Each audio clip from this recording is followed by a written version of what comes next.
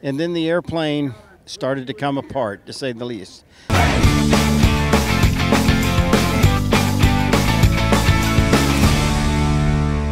I'm a retired Army officer. I worked for Cessna as a production test pilot. In retired life, I became a designated pilot examiner. And I still do a lot of instrument proficiency checks, things of that nature. And my neighbor, I live on a fly-in community, so of all things, my neighbor says I need an instrument proficiency check.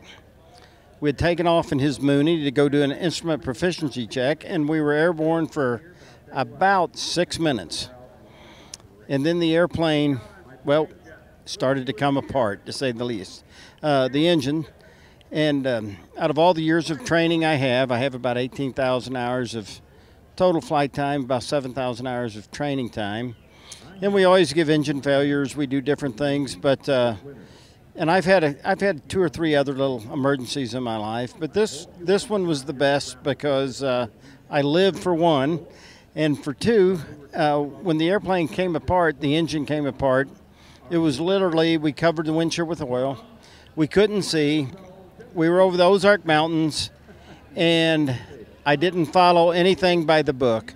Generally, we teach people to look for a place to land, go to your best glide speed, but that was not the opportunity we had.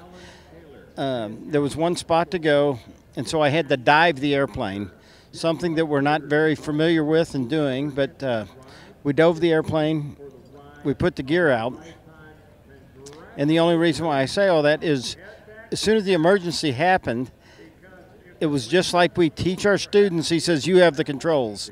Before anything really happened quick. So here, all of a sudden, I went from non-flying pilot to flying pilot. And like I said, we had to force the airplane down into a valley and a ravine. And then we got to the bottom and decided there was no place to go. So with the gear extended, we had to turn and try to go back up a hill. We ducked under a power line that was about 20 foot tall. And then we hit a fence and an area that had just been cleaned out. So by the grace of God, from talking to the landowners later, there had been piles of old rusted appliances right in the area where we had hit, and they had been cleaned out the day before. So we were pretty lucky. We hit the he and I still talk about what happened that day, and it's hard to say. Neither one of us felt that we lost consciousness. But when the airplane happened and the engine gave way and exploded, we had a guy and we were lucky. The guy that saw it was a retired, he was a federal fire marshal for the forestry department. He was also a paramedic, and he worked for 911. So he made the phone call to 911 and rolled the ambulances before we were even on the ground. And they made the call. They did not think there was no place for us to go, but we found the only area in the Ozarks to land. So we landed on the side of a hill. We did things that I assumed that we talked about. He and I have even put on presentations. We don't remember having it, but we turned off the fuel. We killed the master, and I popped the door on the airplane.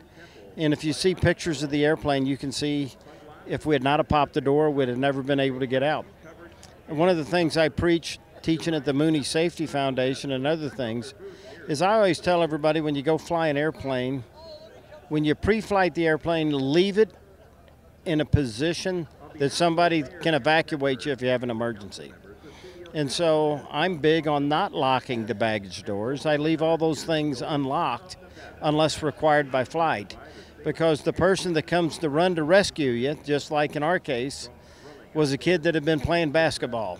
And it's a lot easier to open those doors because nobody ever brings a tire tool or anything with them to pry the doors open. So anyway, once after the impact of the ground, and we did it, I helped pull Russ out of the airplane, and he ended up with a broken back. I ended up with a broken back. Both of us ended up having to have a lot of dental work done. No shoulder harnesses, which were okay in that airplane, but I'm a big advocate of shoulder harnesses since then. So anyway, but 8 weeks to the day after rehab, a busted T12, actually my back burst, and I was able to help pull Russ out of the airplane. We had help within 7 minutes from the time the engine exploded. We had ambulances on the scene, so that was pretty amazing. The guy upstairs was looking out for us. So that's pretty much it. The lessons learned that came from that is the little things. They always say you stoop to your lowest form of training. Those things that we have drilled and talked about forever, we did. We shut the fuel off, turned the master, popped the door. But that was the only thing that we trained for that we did. The emergency caused us to do different things, you know. Never an emergency as a flight instructor ever required you to dive an airplane for an open hole. But we dove the airplane, slipped the airplane, and did all kinds of different crazy maneuvering to get it in a spot where it was survivable. And that's what happened to us.